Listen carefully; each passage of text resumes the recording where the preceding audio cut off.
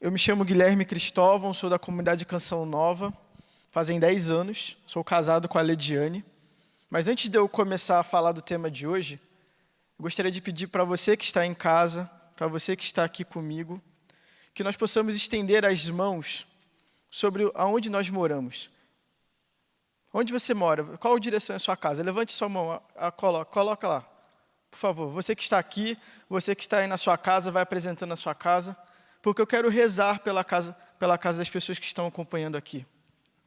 Eu quero pedir aos anjos do céu, todos os anjos que estavam presentes no dia do nascimento de Cristo, que estavam exaltando, dizendo glória in excelsis Deus, aos Deus das alturas que fez carne, o verbo divino se fez carne e habitou entre nós. Todos esses anjos que visitem e estejam em nossa casa. E com isso eu quero consagrar o nosso 2021. O nosso 2021. Amém. Amém. O tema que foi me dado hoje é Hoje nasceu para nós o Salvador.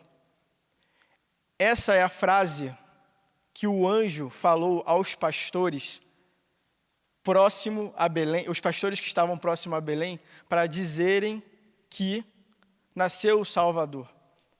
Nasceu um menino, nasceu um pequeno menino, pequenino, como esse Jesus que está aqui do meu lado, mas é o Verbo.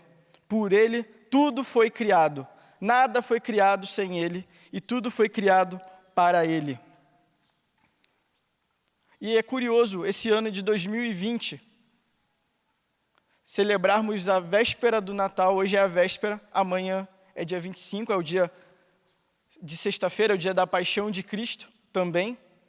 Celebraremos, neste ano tão difícil, o nascimento de Cristo no dia da semana que nós lembramos a sua crucificação. Ora, eu aprendi aqui na Canção Nova que nada é coincidência, tudo é providência. E que hoje ainda, dia 24, é uma quinta-feira. E é a quinta-feira aonde se celebra não só que o Verbo divino se fez carne, mas que o Verbo divino se fez pão. E para mim o Natal, e eu acredito que para todos que estão aqui, mas eu vou dizer para mim, na minha experiência, o símbolo do Natal que mais fala ao coração não é o Papai Noel, não é a árvore, não são os enfeites da árvore, mas sim o presépio. E ainda tem uma característica desse menino que eu quero exaltar antes de eu falar do presépio, que é o sol. Esse Cristo para nós é como se fosse o sol. Uma vida que não é em volta do sol, não é vida. Se o sol se apagasse agora, se ele piscasse, se ele ficasse apagado por 5 minutos, o que aconteceria com a Terra? Eu não sei dizer, talvez um cientista consiga teorizar, mas você consegue imaginar, porque, Guilherme, aqui hoje está nublado. Está nublado aqui em Cachoeira Paulista hoje, não sei como está aí na sua casa, mas aqui está nublado, está um pouquinho frio, tem gente aqui até de casaco. Ontem eu também usei casaco aqui, quando eu vim à missa às 18. E só por ter uma nuvem sobre o sol, a coisa já fica diferente. Imagina se o sol desaparecesse. Esse menino que nasceu para nós é o sol. Ele é maior do que o sol. Ele é o sol, ele aquece todos os corações. Ele aquece toda a vida. Ele aquece toda a vida.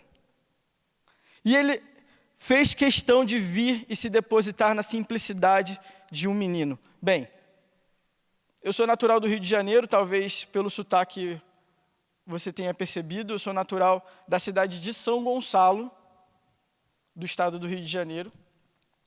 E ir à praia no Rio de Janeiro é um evento, justamente por causa do sol. Você vai para o sol, faz sol, é dia de praia. Você quer ir para a praia, é só fazer sol.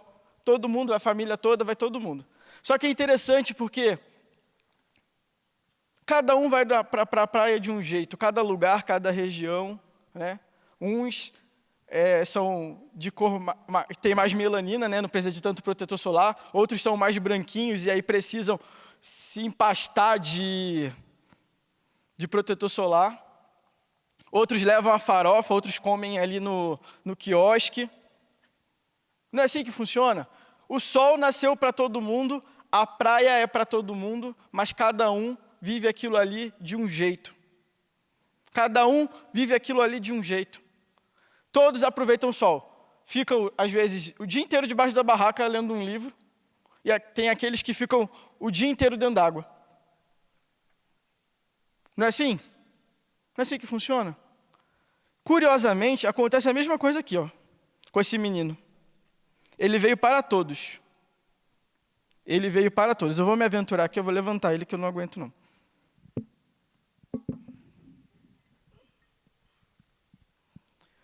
Esse menino, ele veio para todos. Esse menino, ele veio para todos. Mas nem todos o acolheram.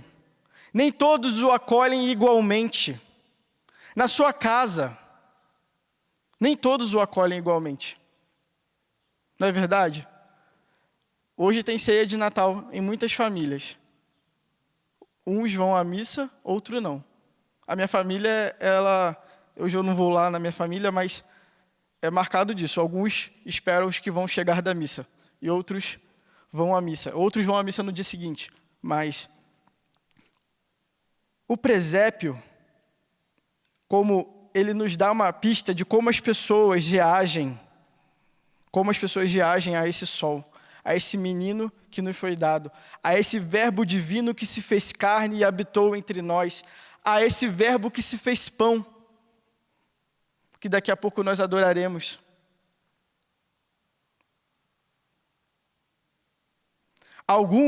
Eu vou trazer aqui 7 personagens que estão no presépio.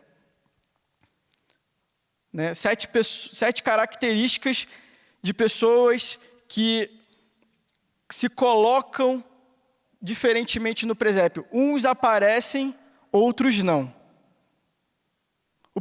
Os primeiros personagens que aparecem no presépio, disso que eu estou querendo dizer para você, é o boi e o jumento. Espera aí que agora eu vou ter que baixar o menino.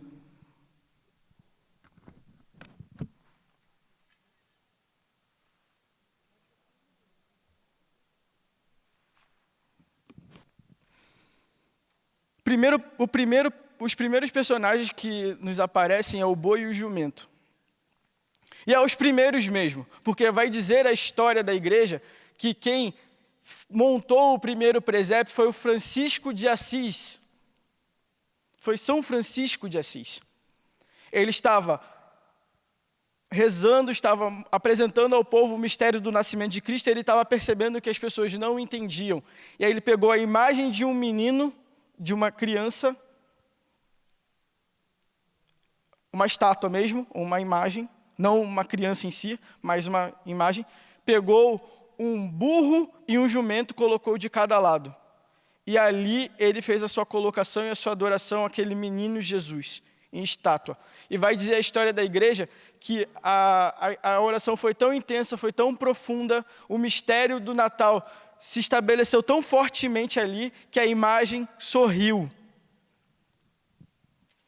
No entanto, aquele boi, aquele jumento, como qualquer outro boi, qualquer outro jumento, não significava nada. Não aconteceu nada para aquele boi e para aquele jumento. Se você apresentar o sagrado para um animal e nada é a mesma coisa. Infelizmente, hoje, nós temos muitas pessoas que são assim. O sagrado, o sobrenatural, os sacramentos, a palavra de Deus e nada são a mesma coisa. Vou te dizer a verdade, pode ser que você esteja aqui. Pode ser que você tenha vindo arrastado aqui. Aqui, eu estou falando aqui hoje, nesse lugar físico. E nada é a mesma coisa. E se isso não mudar na sua vida, sabe o que pode acontecer? Você não vai virar um jumento e nem um boi. Você vai virar um cabrito. Vai dizer a palavra de Deus que aqueles que não crerem serão como cabritos e serão postos à esquerda, né? As ovelhas à direita e os cabritos à esquerda. E isso é grave. Isso é muito grave. Mas eu vou seguir aqui, porque o meu segundo personagem, ele não aparece nos presépios, mas ele é o grande culpado do presépio. Tem duas pessoas que foram como que os que montaram o cenário daquele presépio. O primeiro deles, que é o nosso segundo personagem, é o Herodes, e o seguinte é o dono da pousada. Herodes ficou sabendo pelos reis magos que ia nascer o Messias, o rei, o Salvador, aquele que estaria acima de todo homem, de toda criatura. E se disfarçou e disse assim: onde ele está? Vá lá descobrir onde ele está e vem trazer para mim, com a intenção de matá-lo. Herodes, na Bíblia, ele simboliza uma mentalidade que está no nosso mundo de hoje, que é uma mentalidade que se opõe ao Cristo. É uma mentalidade, deixa eu lhe dizer uma coisa, é uma mentalidade que anticrística. Não sei se a palavra está certa, mas é o anticristo. É uma mentalidade, é um pensamento, são sentimentos que se opõem ao Cristo. Eu gostaria muito de você entender uma coisa. Eu estou apresentando aqui personagens, mas que não estão distantes a nós. São personagens que estão no nosso dia a dia. E o que Herodes fez com o Cristo que o incomodou? Queria matá-lo. Não conseguindo matá-lo, o que fez? Não conseguindo matá-lo, o que fez? Mandou matar crianças. Logo após, ao Natal, um dos dias após o Natal, se celebra os santos inocentes, os que foram mortos por Herodes. São José foi avisado em sonho para fugir para o Egito, porque essa tragédia irá acontecer. E quantos Herodes se apresentam em nosso meio, querendo matar as nossas crianças? Nos abortos, nas ideologias, no comunismo, na ideologia de gênero. Grupos que trabalham para destruir a família e a fé. Pessoas que querem tirar Cristo de nosso meio, querem matar o menino do nosso coração e conseguem êxito. Se opõem ao Cristo. Porque antes de vir o anticristo, e ele virá, eu preciso dizer isso, a mentalidade do anticristo, ela circunda. Não seja instrumento do anticristo, meu irmão e minha irmã. Não seja. Não seja um instrumento. Não seja como Herodes. Pelo contrário. Seja como Maria, em gerar Cristo em nós. Mas eu vou chegar nela. O terceiro é o dono da pousada. O dono da pousada talvez seja o grande anfitrião do presépio. Só que tem uma coisa que me incomoda nesse dono da pousada. Acontece que a gente aqui na Canção Nova, a gente mora um próximo do outro, né? E o prédio que eu moro tem muitas grávidas esse ano. Muitas. E tem uma vizinha da minha frente que eu fiquei fiquei acho que um mês sem ver a Rogéria. E ontem, quando eu estava fechando a pregação, porque eu vou gestando a pregação, mas ontem, quando eu estava fechando a pregação, eu me lembrei dela.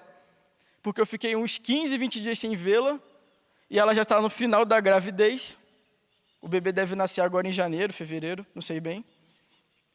A barriga dela deu uma crescida, e eu fiquei, nossa, que barrigão, nossa. O dono da pousada viu um jovem homem chamado José, pobre, viu uma jovem mulher grávida, barriguda, com dores de parto, e não tinha lugar. Gente, pelo amor de Deus, não tinha lugar. Ele não precisava saber que era o Salvador. Não tinha lugar, colocou ele onde se ficam os animais. Você sabe quantos cuidados nós temos hoje para nascer uma criança? E o cara coloca hoje aonde nascem os animais. Esse dono da pousada, ele sofre de um problema muito forte, que o Papa Francisco fala muito, que é a indiferença.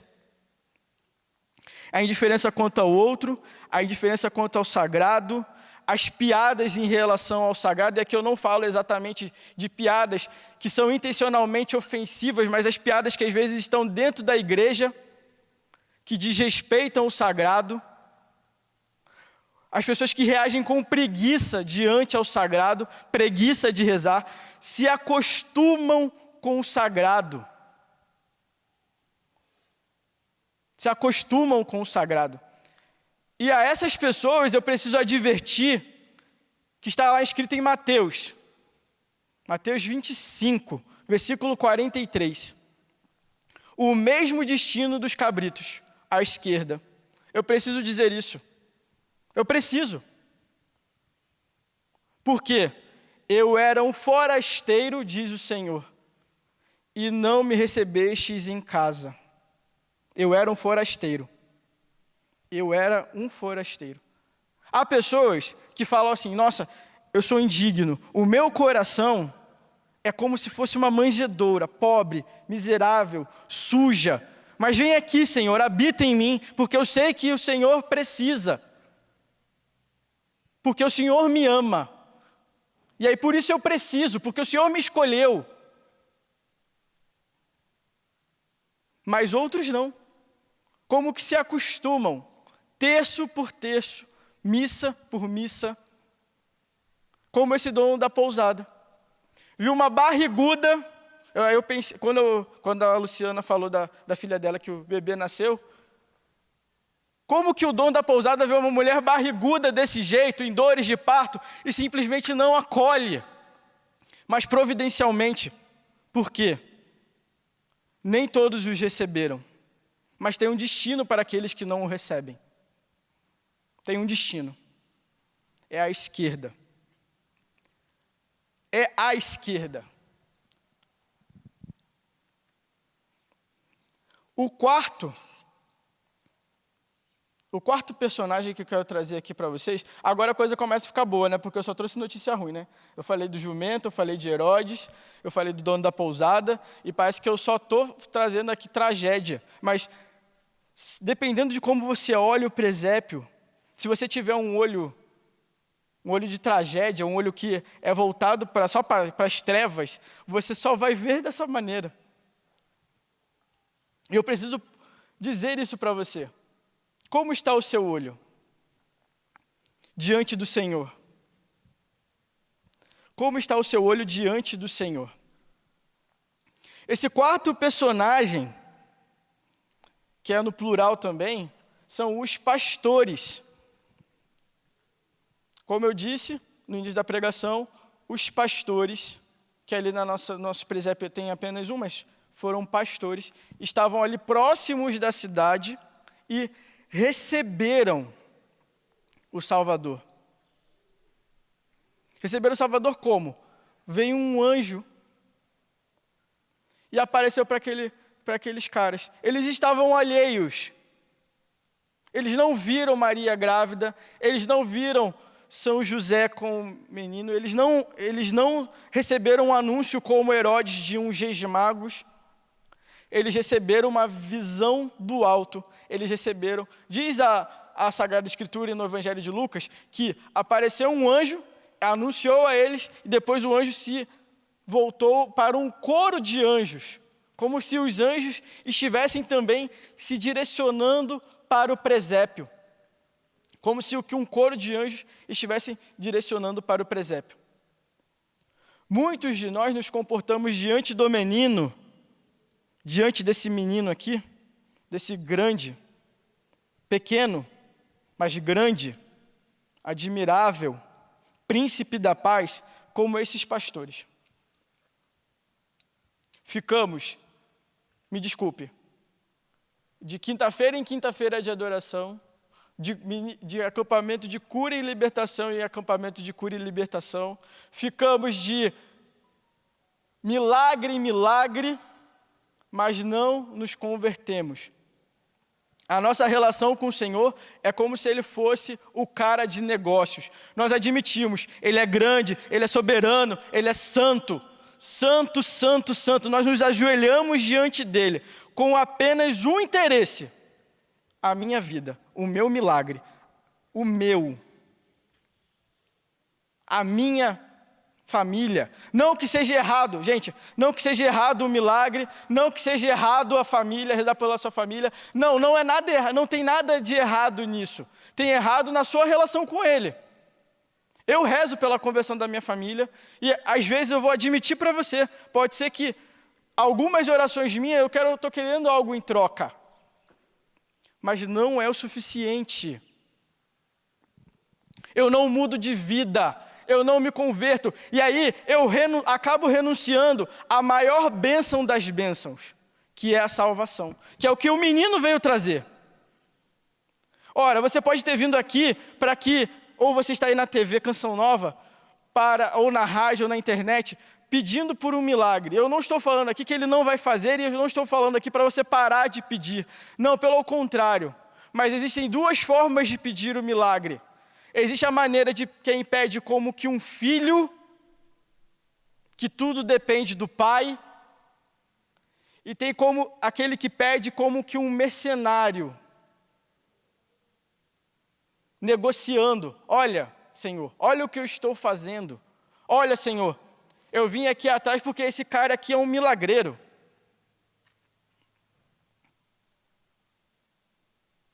O destino dessas pessoas, se elas morrerem em estado de graça, pode ser muitas vezes o purgatório, que já é alguma coisa, mas que já é grande coisa, na verdade. Mas não é a melhor relação que nós temos que ter com o Senhor. E agora nós entramos nos 3 últimos personagens, que podem nos trazer a nossa principal relação com Deus, que são os Reis Magos, São José, que também é providencial esse ano de São José, e a Virgem Maria, a 3 vezes admirável, a onipotência suplicante, tudo pode porque tudo pede a Deus. Mas eu vou começar com os Reis Magos. Os Reis Magos são 3. Eles deram ouro, incenso e mirra. Eles como que simbolizam uma máxima do cristianismo na busca da santidade, que é a busca das virtudes teologais. Que palavrão é esse, Guilherme? É o seguinte: são 3 virtudes. Virtudes são hábitos. Hábitos são como que todo dia.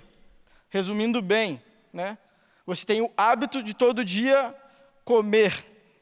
Ou um dia ou outro você faz jejum, mas você tem o hábito de comer, você tem o hábito de tomar banho, assim eu espero. São hábitos.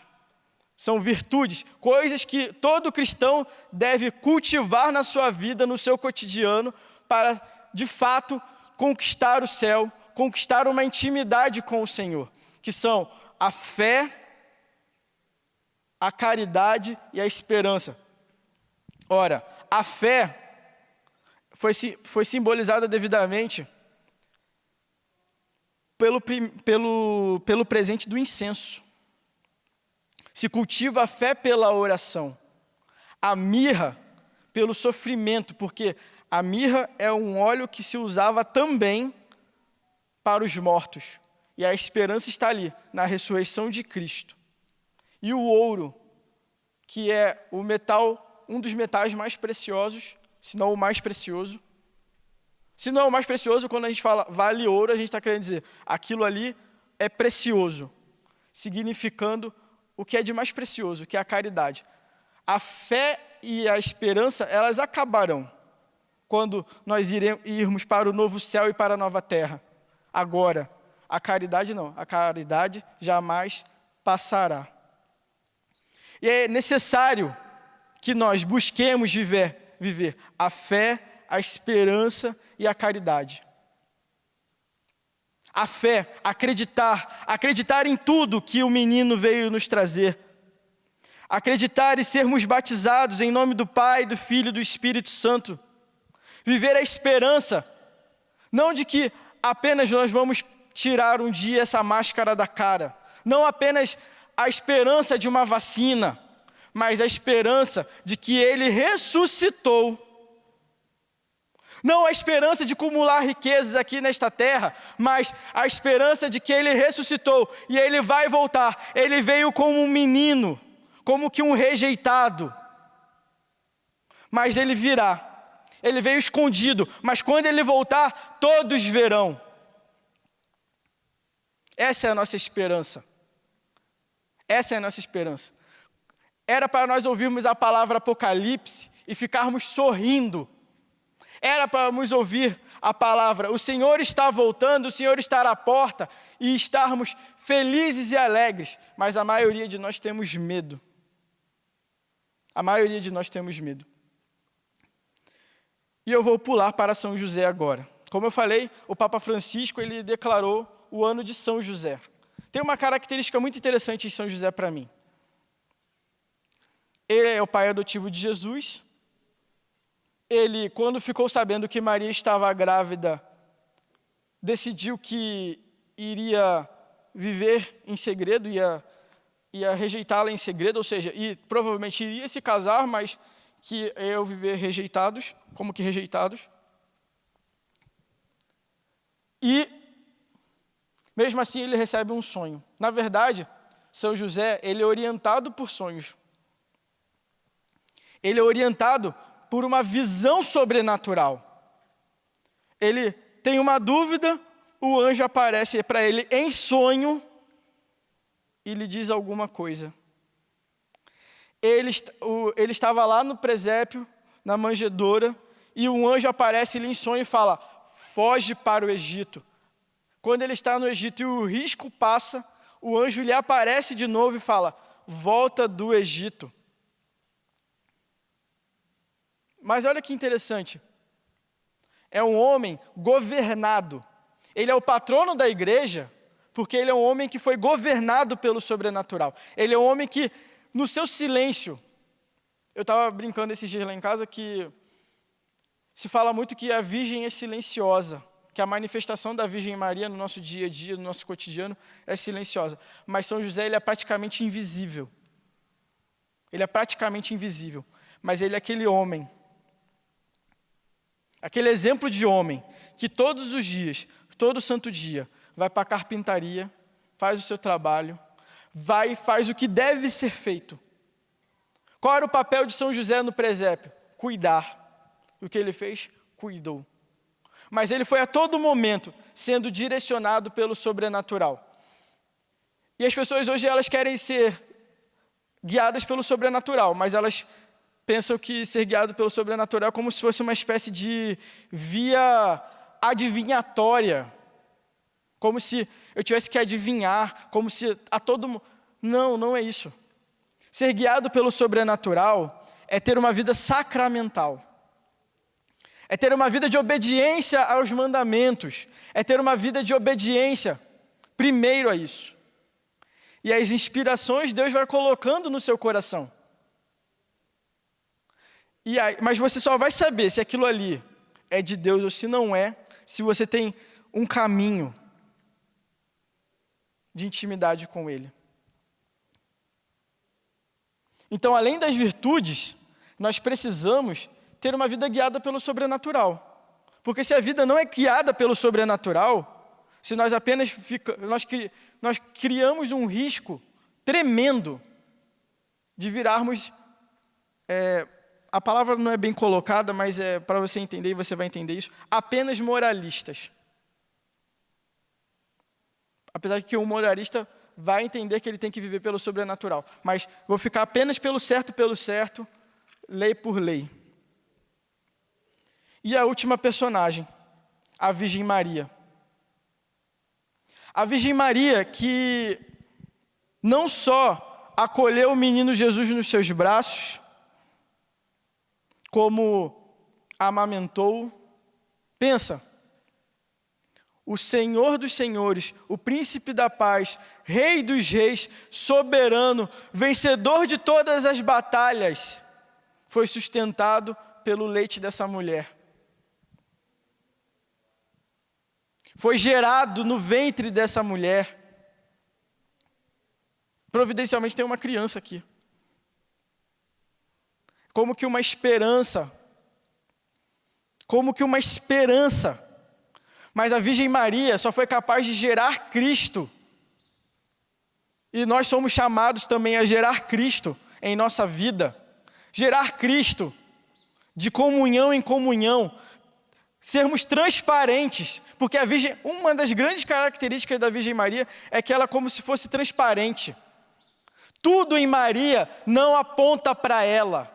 Tudo em Maria aponta para o menino, aponta para o Cristo. Tudo. Nada em Maria aponta para ela. Nada. A meta de vida de todo católico de todo cristão deveria ser como Maria, que pronunciou uma palavra simples. Um fiat, ou que é latim, né? Fiat, que em português é faça-se. Gerou Cristo, se conformou com Cristo em todo momento. Nós, quando recebermos o Santíssimo Sacramento, nós chegamos proximamente do que foi a Virgem Maria naquele momento. Proximamente nós estamos no mesmo mistério. Mas como que nós recebemos esse Santíssimo Sacramento hoje? Como o dono da pousada? Como Herodes? Como um jumento?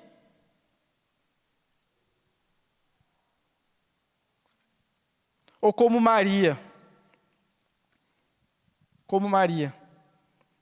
No fim dos tempos, a Virgem Maria,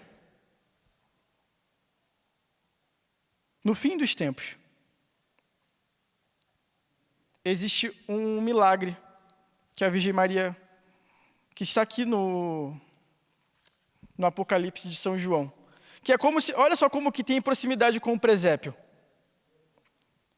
Apareceu então, no final dos tempos, vai se repetir a mesma cena, só que de uma maneira diferente. Então apareceu no céu um grande sinal. Uma mulher vestida de sol, tendo a lua debaixo dos pés, e sobre a cabeça uma coroa de 12 estrelas. Estava grávida. Ela não precisa mais de dono de pousada, porque o céu a acolheu. O Senhor já recebeu toda a dignidade, o Cordeiro já recebeu toda a dignidade aqui no Apocalipse, recebeu todos os presentes, abriu-se todos os selos. E uma mulher está no céu, grávida, e gritava de dor, atormentada pelo trabalho de parto. Não precisa mais do auxílio de José, porque o céu o acolheu. Aquele grande faça-se, no fim dos tempos, vai gerar... preste atenção, não vou dar spoiler não. Então apareceu outro sinal do céu, um grande dragão cor de fogo. E se estabelece uma batalha. Tinha 7 cabeças, 10 chifres sobre as cabeças, 7 diademas, e sobre as cabeças 7 diademas. Sua cauda varreu a terça parte da estrela dos céus, atirando-as sobre a terra. O dragão ficou parado diante da mulher que estava para dar à luz. Olha só, ele era agressivo, ele era um monstro. O movimento da cauda dele mexeu com todas as estrelas do céu. Mas quando ele olhou a mulher que estava para parir o menino, ele ficou parado. Ele ficou parado. E aí, o menino foi dado à luz. Seu filho, logo Peraí que eu vou voltar aqui. O dragão ficou parado diante da mulher que estava para dar à luz, pronto para devorar o seu filho, logo que ela o desse à luz. Então, ele não estava muito preocupado com a mulher, ele estava preocupado com o menino. E ela deu à luz ao filho varão, que veio para governar todas as nações com o cetro de ferro. Mas o filho foi arrebatado para junto de Deus e do seu trono. A mulher fugiu para o deserto, onde Deus lhe tinha preparado um lugar, para que ali fosse alimentada durante 1.260 dias. Bem, esses números aqui, eles são todos simbólicos. Eles não são prazos dados. Às vezes nós temos que ler o Apocalipse, nós temos que ler o Apocalipse como um grande livro simbólico. E essa mulher, no fim dos tempos, essa mulher que amanhã nós vamos celebrar, que ela pariu um menino às ocultas, que teve um parto às ocultas, que fugiu para o Egito, para não ser atacada, para não ter o seu filho morto. Por que revelação? Jesus Cristo, quando nasceu na sua primeira vinda, ele fugiu, mas na sua segunda vinda não. Essa grande mulher aqui, ela, como é um símbolo, e um símbolo ele admite várias interpretações. Uma segunda interpretação desse símbolo é a igreja. A igreja, ela é chamada a ser como Maria e apontar Cristo, apontar a Cristo. E quando eu falo igreja aqui, eu não estou falando apenas dos padres, eu não estou falando apenas dos bispos, do Papa, não, estou falando de todos os batizados. Todos os batizados são convocados a serem profetas, sacerdote e rei. Todos os batizados são chamados, são consagrados a Deus a ofertarem continuamente presentes de virtude, louvores a Deus. No fim dos tempos, essa igreja, essa multidão incontável, vai revelar para o mundo, vai revelar para o inimigo de Deus, o próprio Cristo. Vai revelar o próprio Cristo. Esse menino que nos foi dado. Esse menino que ainda hoje, eu preciso dizer, peraí, só um minuto.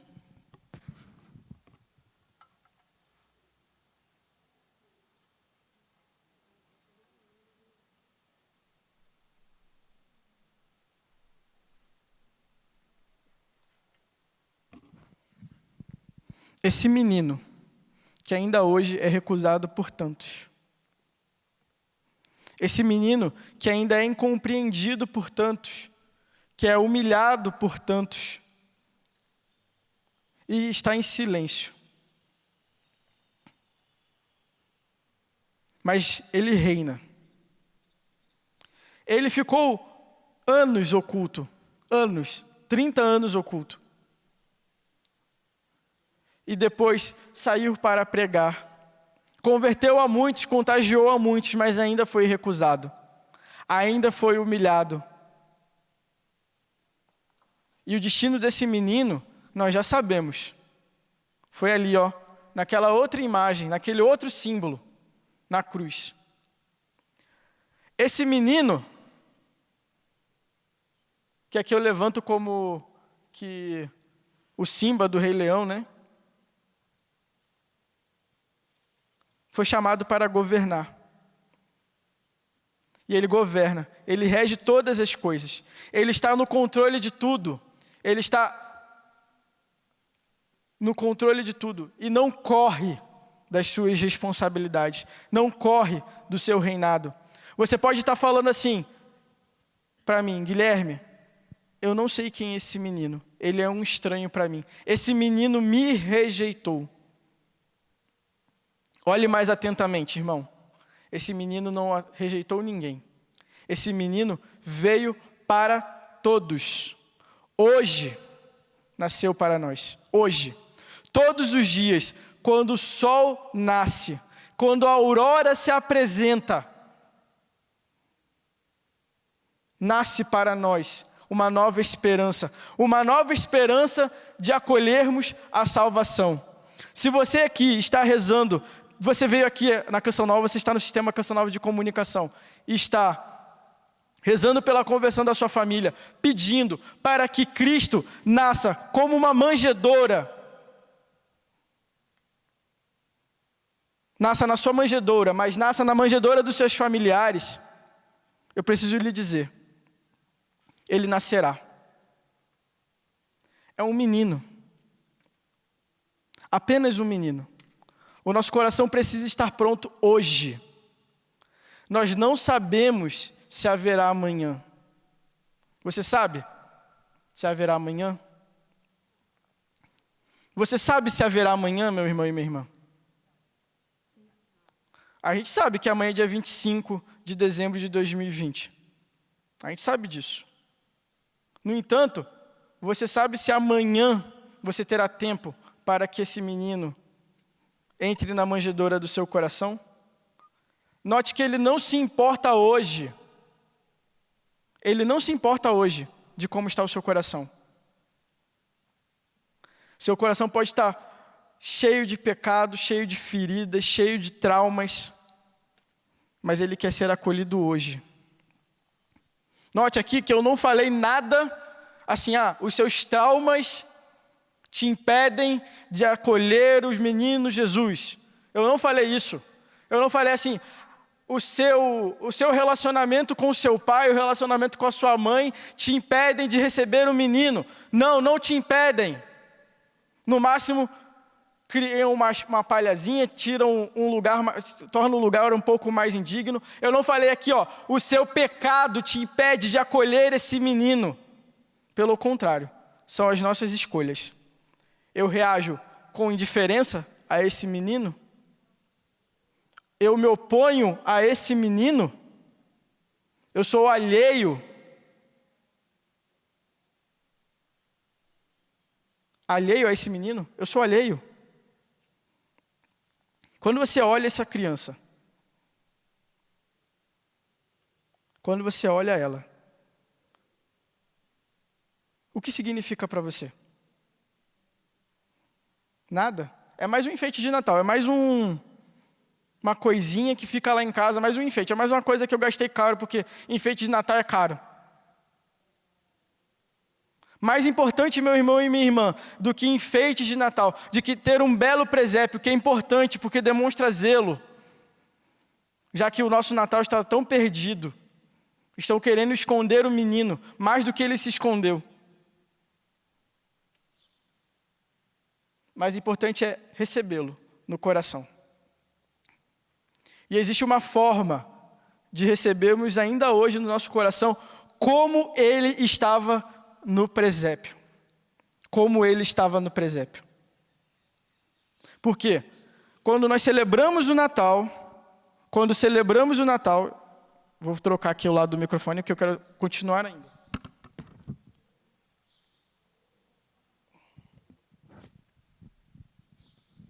Quando celebramos o Natal, meu irmão e minha irmã, quando celebramos o Natal, nós celebramos o Verbo divino se fez carne.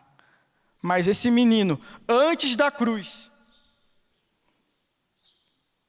ele estabeleceu um altar. Entre esse menino e a cruz, há um altar. E todos os dias acontece o nascimento de Cristo no altar. Sob as mãos do sacerdote, o Verbo divino se faz carne no pão.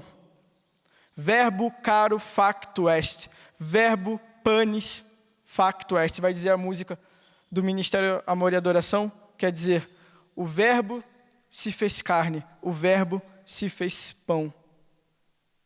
Daqui a pouquinho, daqui a alguns minutos, nós vamos adorar, porque nós estamos aqui olhando uma imagem de um menino. Mas daqui a pouquinho o sacerdote vai entrar aqui. Vai passear com o menino, que não é mais um pequeno menino, porque aquele corpo, aquele sangue, que vai estar no ostensório, já passou pela cruz. Passou pela cruz e passou pela ressurreição. Está como que glorificado. Quais são as suas escolhas, meu irmão e minha irmã? Como está o seu coração para esse Natal? Você tem aproveitado o seu hoje? Hoje. Não é amanhã, não foi ontem. E se nós tivermos um amanhã, que o amanhã que será hoje, possa acolher melhor o menino Jesus. Eu quero, Senhor Jesus, pedir por cada um dos que estão aqui. Sim, Senhor meu Deus, eu gostaria de pedir que você tomasse uma decisão agora, você que está em casa, você que está aqui comigo no Santuário do Pai das Misericórdias. Fechem os olhos. Eu ainda vou permanecer com o menino estendido, apesar de você de olhos fechados. Como está a manjedoura? Ou melhor, quem é você no presépio?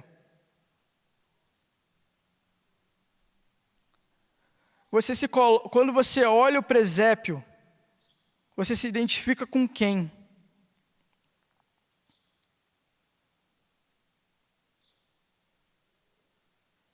Você acolhe a Cristo como na sua vida hoje?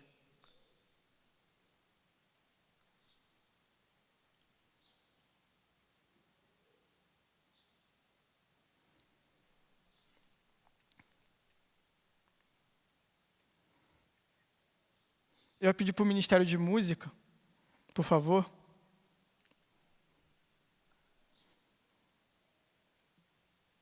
Pedir para a Luciana também rezar comigo. Para a Rosinalva rezar comigo. Porque é preciso tomar uma decisão muito forte. É preciso tomar uma decisão como a da Virgem Maria. Dizendo, faça-se em mim segundo a tua vontade. Eis aqui a serva do Senhor. Tudo começou com essa frase. 9 meses vieram, o menino nasceu. 30 anos se passaram, ele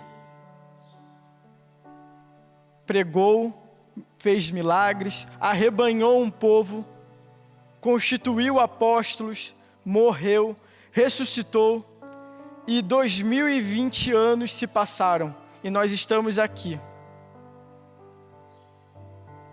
Faça-se em mim. O cristão é aquele que tem a coragem de dizer, eis aqui o servo, eis aqui a serva do Senhor, faça-se em mim segundo a vossa palavra. Ah, mas a doutrina é exigente, faça-se em mim segundo a vossa palavra. Isso que você me pede é impossível, eu não consigo vencer esse vício, eu não consigo vencer esse pecado. Faça-se em mim segundo a vossa palavra. Essa doença está me destruindo. Faça-se em mim segundo a vossa vontade. Se o Senhor quer me curar, Senhor, que o Senhor me cure, para a tua honra e glória. Mas se o Senhor quiser que eu sofra, que eu sofra. Sim, Senhor meu Deus, eu não suporto mais esse marido, eu não suporto mais essa esposa. Senhor meu Deus, e o que serão dos meus filhos neste mundo tenebroso? É preciso colocar o Senhor como centro, esse menino como centro. Como o sol que brilha no céu todos os dias. Como o sol que restaura e ilumina, revigora nossas forças.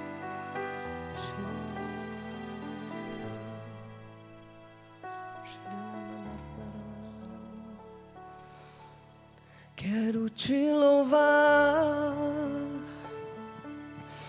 te engrandecer e proclamar tua vitória em mim, ser todo teu é o meu prazer, te seguirei aonde fores, Senhor. Fala para Ele, Tu és o centro da minha vida. Tu és o centro da minha vida, és a razão da minha alegria. Não quero tirar os meus olhos de Ti, quero que sejas o centro Senhor. Tu és o centro da minha vida, és a razão da minha alegria. Não quero tirar os meus olhos de ti. Quero que sejas o centro, Senhor, da minha vida.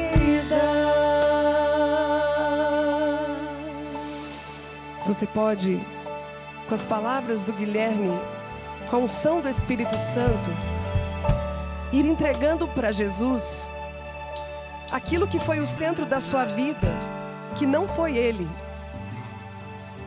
Teve gente que fez de toda essa doença, de toda essa enfermidade, o centro da sua vida, o centro da sua tristeza, da depressão, daquele sentimento de desespero. Esse é o momento de você entregar para Jesus. Ele tem que ser o motivo da tua alegria, a razão da tua alegria, a razão do teu viver, a razão de você glorificar mesmo preocupado. Claro, somos humanos, né?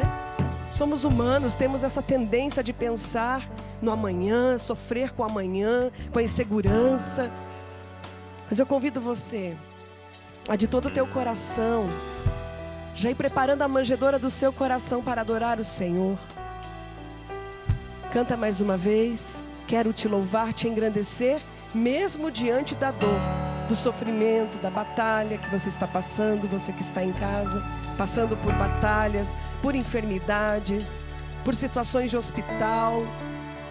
Não sei da tua história, mas eu coloco aqui a minha história. Coloque a sua também. Apresente para Jesus. Quero te louvar, te engrandecer. Quero te louvar, te engrandecer e proclamar tua vitória em mim. E proclamar tua vitória em mim. Estende os braços para Ele assim, ser todo teu. Ser todo teu, meu prazer, é o meu prazer. Te seguirei onde fores, te seguirei aonde fores, Senhor. Diz para Ele, tu és o centro, tu és o centro da minha vida, és a razão da minha alegria. Não quero tirar os meus olhos de ti, quero que sejas o centro, Senhor. Tu és o centro da minha vida, és a razão da minha alegria. Não quero tirar os meus olhos de ti, quero que sejas o centro, Senhor, da minha vida. Dai-nos essa graça, Senhor, de colocarmos o Senhor no centro. Dai-nos, Senhor Jesus, a graça de recebermos e acolhermos a Ti na manjedoura do nosso coração. Declaramos, Senhor, és o centro da nossa vida. És o centro, Senhor. Sim, Senhor, meu Deus, eu quero lançar fora, e eu peço para você que faça o mesmo, lançar fora tudo aquilo que nos distancia de Ti, Senhor. Tudo aquilo que, mesmo que seja bom, se coloca no centro, se coloca como o rei. Não, Senhor. O Senhor é o rei da minha vida, o Senhor é o rei da minha história, o Senhor é o centro. Hoje, não amanhã, não depois de amanhã, não no passado, Senhor, mas hoje. Hoje eu acolho o Senhor como meu Salvador, como um menino, mesmo que como um menino. Sim, Senhor, meu Deus, tantos santos tiveram a graça de tê-lo ao colo. Sim, Senhor, meu Deus, eu te peço, dai-nos a graça de colocá-lo no centro e de perseverarmos o fim, até o fim. Perseverarmos até o fim, Senhor. Eu me decido. Diga para o Senhor, eu me decido. Eu me decido Tu és o centro da minha vida. Tu és o centro da minha vida. Tu és o centro da minha vida. Tu és o centro da minha vida. Cantemos. Tu és o centro da minha vida. És a razão da minha alegria. Não quero tirar os meus olhos de ti. Quero que sejas o centro, Senhor. Tu és o centro da minha vida. És a razão da minha alegria. Não quero tirar os meus olhos de ti. Quero que sejas o centro, Senhor.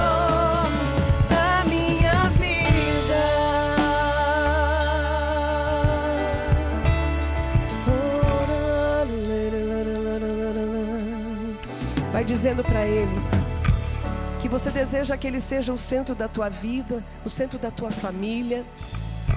Proclama essa vitória. Nos foi dado o Salvador. Essa é a maior vitória que transcende a todas as outras. Já foi dado para nós a nossa salvação. Tão pequeno, né? Poderia ter vindo já com 30 anos fazendo milagre, eu sempre falo. Mas não, veio pequeno, frágil, precisando de cuidado. Proclama a vitória, então, do nascimento de Jesus na sua vida. Proclama essa vitória e vai agradecendo ao Senhor, vai louvando ao Senhor, vai bendizendo ao Senhor por essa tamanha graça. Enquanto o Guilherme ia nos incentivando na pregação, tão maravilhosa a pregação, para mim foi pelo menos linda, falando: você é o dono da hospedaria indiferente, que deixou uma mulher grávida na garagem, porque a gente sabe que era a garagem daquela casa, né? Entre aspas, onde os animais ficavam, não tinha carro. Ficavam os jumentos, ficavam os camelos. Você deixaria uma mulher grávida ficar na garagem da sua casa? Tendo seu filho no monte de palha? Não. Quem é você diante do nascimento glorioso, poderoso de Jesus? Porque Ele tudo pode, hein, gente? Ele é poderoso. Ou eu faço somente uma historinha, num contexto apenas tradicionalista, histórico? Não, é o nosso Deus. Você crê nisso? Você crê nisso? Então aplauda essa verdade. Aplauda essa verdade com toda a força da sua alma. Eu creio, Senhor, mas aumenta a minha fé. E enquanto o Guilherme ia falando, eu ia fazendo memória da minha família. Quando um dia, eu já contei aqui na Canção Nova, entrou ladrão na minha casa com os meus filhos dentro. Meus filhos eram pequenos, eu estava no grupo de oração. E aí sabe o que aconteceu, gente? As portas estavam sem chave, porque eu tinha levado a chave e as portas ficaram abertas. Mas eu ensinei Jesus ser o centro da minha família. E os meus filhos começaram com as mãos nas portas e janelas a orar, como nós estamos fazendo aqui agora. Por isso não é apenas um preceito, é a verdade única da nossa vida. E o ladrão batia na porta, falava que ia entrar, que ia matar, mas não pegava na fechadura, que estava destrancada. Quando Ele é o centro, Ele protege, Ele guia. E quando eu cheguei em casa, a minha filha Heloísa, desesperada, tremendo: mãe, o ladrão entrou aqui, você não estava. E o ladrão vai tentar entrar, mas se Jesus for o centro, Ele vai sempre te justificar, amém? Ele vai sempre te justificar. E sabe o que a Heloísa, que era pequenininha, falou para mim? Eu falei: mas filha, e se ele entrasse, o que você faria? Eu ia falar assim: mamãe, eu ia falar para ele assim: a minha mamãe ensinou a gente a acreditar em Jesus. Você não conhece Jesus não, que vai entrando assim na casa dos outros? Na simplicidade de criança, ela devia ter uns 8 aninhos. Você está entendendo? Quem é esse Salvador? Quem é esse libertador que te protege, que te guia? Se você crê, aplauda mais uma vez, vai ficando em pé e já vai preparando o seu coração para aquele que tudo pode, que vai entrar daqui a pouco nesse lugar. Eu tenho certeza que agora você vai louvar diferente. Ensine os seus filhos a louvar, a agradecer, a bendizer, a ter o coração agradecido, a ter o coração voltado a essa grande graça que é o louvor. Vai falando aí com as suas palavras. Eu sei, a gente está de máscara por uma necessidade, mas fala assim para o Senhor. Quero te louvar por tudo que nós passamos esse ano, esse Natal tão diferente, primeira vez na nossa história. Quero te louvar por isso, Senhor, te engrandecer. Vamos cantar mais uma vez, preparando o nosso coração. E eu convido agora você dobrar o volume da sua voz, num sentido assim, dando sentido a essa data, dando sentido a esse momento. Amém, gente? Vamos lá. Quero te louvar, te engrandecer, proclamar tua vitória em mim e proclamar tua vitória em mim. A vitória já aconteceu, né? Jesus, ser todo teu, ser todo teu. É o meu prazer, é o meu prazer. Te seguirei aonde fores, Senhor. Tu és o centro da minha vida. Tu és o centro da minha vida. És a razão da minha alegria. Não quero tirar os meus olhos de ti. Quero que sejas o centro